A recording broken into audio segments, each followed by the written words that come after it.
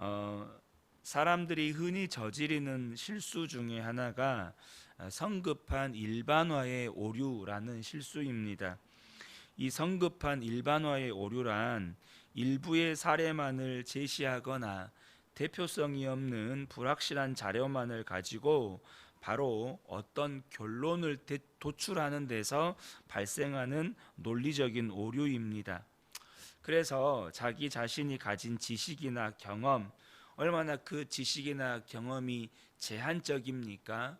말 그대로 자기만의 경험일 뿐이죠. 또 어떤 원리나 틀로 어떤 상황이나 사람에 대해서 결론을 내버리는 것, 이것을 성급한 일반화의 오류라고 하는 겁니다. 나의 경험으로 다른 사람의 어떤 지금 일어나는 현상이나 다른 사람이 직면한 문제에 대해서 내 경험을 가지고 결론을 내버리는 거죠. 예를 들어서 우리는 뿌리는 대로 거둔다라는 속담을 잘 알고 있습니다. 지금 본문에서 욥은 재앙을 만났죠. 그래서 욥의 친구들이 욥에게 그렇게 이야기하는 겁니다. 사람은 뿌리는 대로 거두는 거야. 네가 지금 그렇게 재앙을 당하는 건 너의 죄 때문에 그래. 그러니까 너는 지금 회개해야 돼 라고 이렇게 결론을 지어 버리는 것입니다. 여러분, 이렇게 본다면 우리 역시 얼마나 신앙생활하면서 또 다른 성도들과의 관계나 우리가 처하게 되는 어떤 문제나 현상 앞에서 얼마나 자주 성급한 일반화의 오류를 범하고 있는지를 우리는 알게 됩니다. 그런데 본문은 우리에게 반성적인 지혜가 필요하다는 것을 가르쳐 주고 있습니다. 이 반성적 지혜라고 하는 것은 과연 그런가? 라고 하는 질문을 던지는 지혜입니다. 의심하거나 하나님에 대해서 불신하거나 하나님을 신뢰하지 못하는 것이 아니라 하나님께, 하나님 과연 그렇습니까? 사람이 뿌리는 대로 거둔다고 하고, 그래서 내가 지은 죄 때문에 내가 이런 재앙을 맞게 되었는데 하나님 과연 그렇습니까? 혹은 여러분 그러잖아요. 누가 이럴 수 있어요. 우리가 당한 재앙을 보고 야, 하나님도 너 같은 사람은 사랑하지 않아. 마귀가 우리에게 속삭일 수 있습니다. 그럴 때 이 반성적 지혜라고 하는 건 하나님 과연 그렇습니까? 하나님이 나를 사랑하시지 않기 때문에 나를 이렇게 오랜 시간 고난에 이렇게 처하게 하시는 겁니까? 우리에게는 이게 필요하다는 것입니다. 뿌리는 대로 거두는 원리를 부정하는 게 아닙니다. 그러나 그 원리를 다른 관점에서 바라보거나 또 그 원리가 적용되지 않는 예외도 존재한다는 것을 지적합니다. 그럼으로써 하나의 고정된 원리의 틀 안에서만 세상을 바라보려고 하지 말고 현실에서 벌어지는 일들을 직시하도록 가르치는 것입니다. 동시에 오늘 본문은 하나님을 어떤 틀 안에, 어떤 특정한 원리의 틀 안에 가둘 수 없다는 것을 지금 우리에게 가르쳐 주고 있습니다. 본문은 소발의 말에 대한, 욥의 친구 소발의 말에 대한 욥의 대답입니다. 그는 소발의 말에 동의합니다. 무슨 말이냐면 악인들이 누리는 번영이나 복이 바람 앞에 건불처럼 또 폭풍 앞에 겨처럼 사라진다고 고백을 합니다.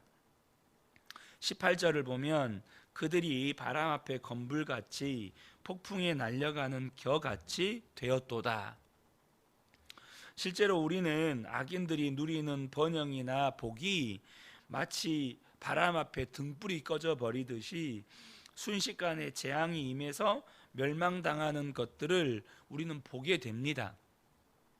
실제로 우리나라가 IMF 경제 위기 때 그 부도를 경험한 모든 기업주들이 악인이었다, 이걸 말씀드리는 건 아니에요. 그러나 우리나라 100대 기업 안에 얼마나 많은 대기업들이 이렇게 줄줄이 도산을 했습니까?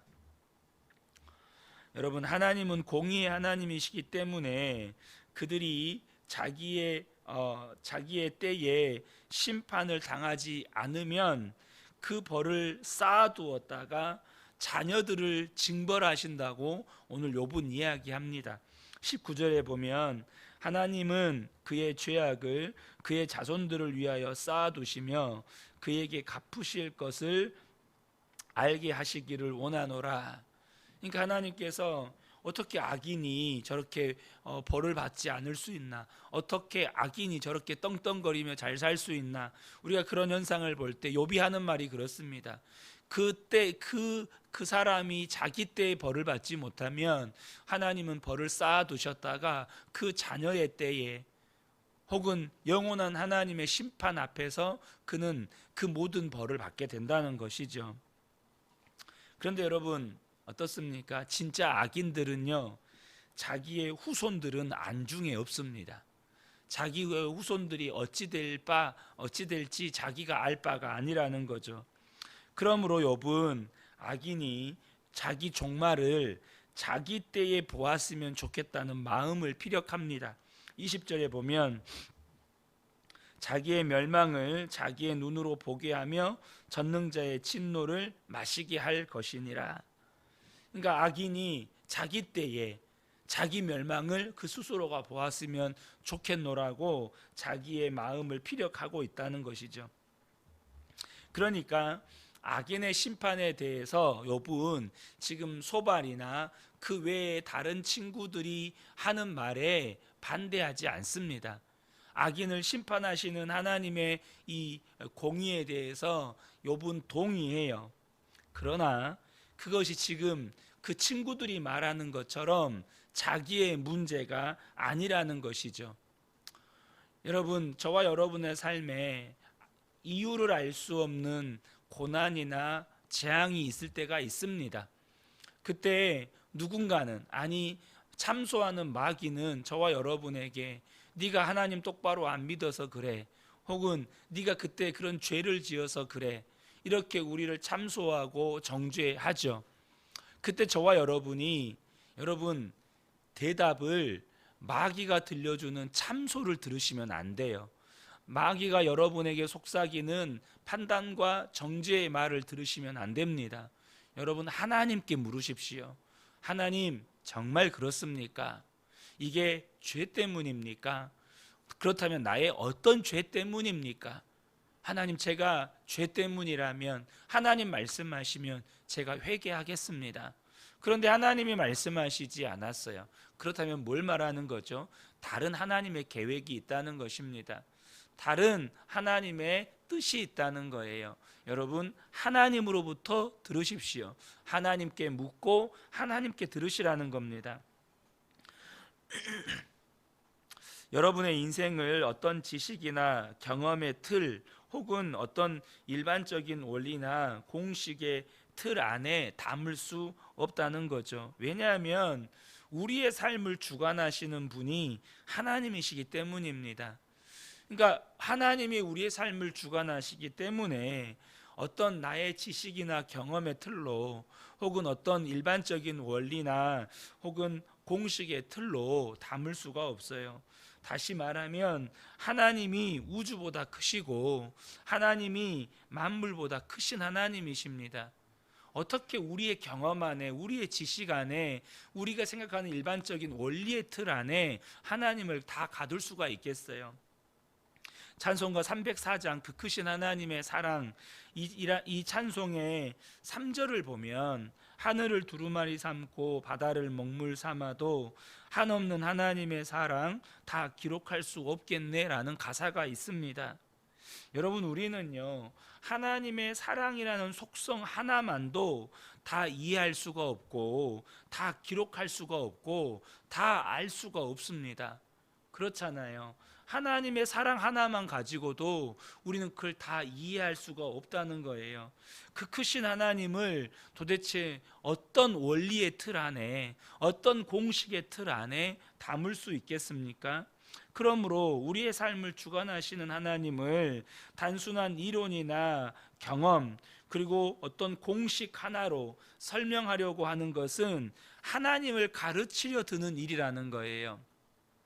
22절을 보면 그러나 하나님께서는 높은 자들을 심판하시나니 누가 능히 하나님께 지식을 가르치겠느냐. 사람은 뿌리는 대로 거두는 거야.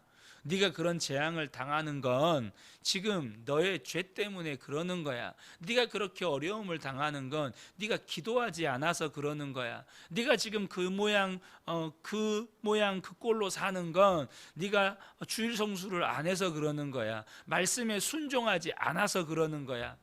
여러분, 우리는 그런 말 할 수 있지만 그것이 하나님을 가르치려 드는 일이라고 욥은 이야기하고 있다는 것입니다. 여러분, 건강과 풀을 누리는 사람도 있고 질병과 가난과 고난 속에 살다가 가는 이들도 있습니다. 수많은 사람들에게 인정받고 명성과 인기를 얻는 사람도 있고 이름도 빛도 없이 사람들에게 알려지지 않은 채 무명한 자로, 심지어는 현대사회는 고독사 문제도 심각하잖아요. 그렇게 홀로 고독하게 죽어가는 사람도 있습니다. 그런데 똑같은 건 둘 다 흙으로 돌아간다는 것입니다. 26절에 보면 이 둘이 매 한 가지로 흙 속에 눕고 그들 위에 구더기가 덮이는구나. 그 인생의 마지막을 보면 누가 의인인지 악인인지, 누가 성공한 사람인지 실패한 사람인지, 누가 하나님께 인정받은 사람인지 그렇지 않은 사람인지 알 수 없습니다. 그런데 우리는 반듯한 직업을 가지고 있고 꽤 높은 연봉을 받고 있고 몸도 건강하고 안정된 삶을 살고 있으면 그 사람은 잘 살고 있다. 그런 분이 교회를 다니면 그 사람은 믿음이 좋은 사람이다. 하나님께 복받은 사람이다 라고 말합니다. 반대로 직업도 별 볼 일 없고 최저 시급에 몸도 건강하지 못하고 사람들에게 인정받지 못하면 그 사람은 믿음 없는 사람, 복받지 못한 사람, 그런 사람이라고 생각을 합니다. 그런 논리로 보면 사도 바울도 실패한 사람이고, 왜요? 그가 누렸던 로마 시민권의 특권, 그가 가지고 있었던 모든 사회적인 부와 명예와 또 인기, 그거 다 버렸거든요. 그러니까 그런 논리로 본다면 사도 바울이나 예수님의 제자들이나 다 실패한 인생들입니다. 여러분, 눈에 보이는 대로, 그리고 나의 지식이나 경험이나 일반적인 원리나 공식의 틀로 사람을 판단하거나 결론 짓는 것, 하나님께 대하여 결론 짓는 것, 그것이 어리석은 일인 것을 오늘 본문이 우리에게 가르쳐 주고 있다는 것입니다. 여러분, 욥도 분명히 인과응보를 믿습니다. 악인이 망한다는 것도 반드시 망한다는 것도 압니다. 악인에게 재난이 금방 임하지 않아서 악인이 착각할 수도 있고, 자기는 잘 되니까 내가 지금 똑바로 살고 있나 보다, 내가 잘 사나 보다, 악인이 그렇게 착각할 수도 있죠. 세상이 온통 악인으로 가득해진다면 그의 마지막이 심판이라는 것을 아마 가르치기도 어려울 겁니다. 야, 너 그렇게 살면 하나님께 심판받는다, 콧방귀밖에 안 낄 거예요. 하지만 더딜지라도 하나님이 반드시 심판하실 것을 욥이 믿습니다. 30절에 악인은 재난의 날을 위하여 남겨둔 바 되었고 진노의 날을 향하여 끌려가느니라. 그러나 여러분, 이런 친구들의 비판과 정죄와 판단을 받고 있는 욥은 뭐라고 이야기하냐면, 그건 나에게 해당하는 이야기가 아니다. 저는 욥기에서 반복해서 보지만, 물론 욥기의 결론에 가면 그런 욥일지라도 하나님께서 그에게 책망하시면서 그를 꾸짖으시면서 그를 가르치시는 것이 있습니다. 그럴지라도 여러분, 욥이요, 자기를 비판하고 판단하는 친구들 앞에서 당당했고 담대했습니다. 그는 담대했고 당당했어요. 내가 정말 그런가? 내가 그렇게 죄가 많은가? 그래서 하나님이 나를 이렇게 심판하는가? 하나님이 날 사랑하시지 않는가?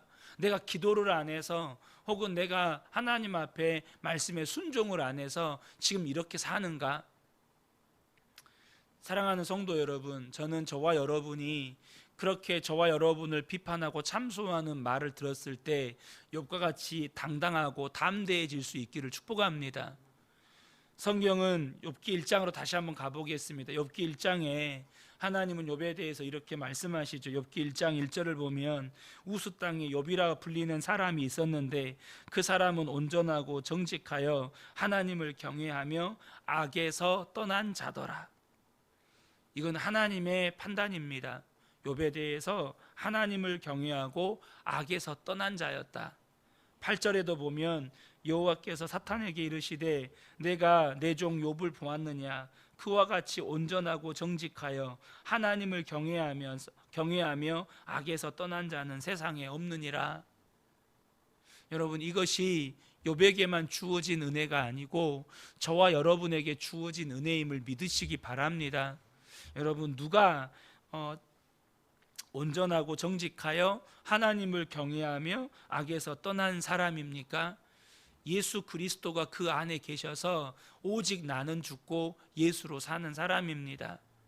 내 안에 내가 없고 오직 예수님이 계시니 죄가 싫은 겁니다. 하나님 앞에서 죄 짓고 살 수가 없는 거예요. 하나님을 경외함으로 악에서 떠난 자는 정말 나는 죽고 예수로 살아감으로 인하여 온전하고 정직하고 하나님을 경외하여 악에서 떠난 사람은 여러분 그런 비판과 참소의 말 앞에서 오히려 담대합니다. 당당합니다. 하나님 앞에서도 두려울 것이 없습니다.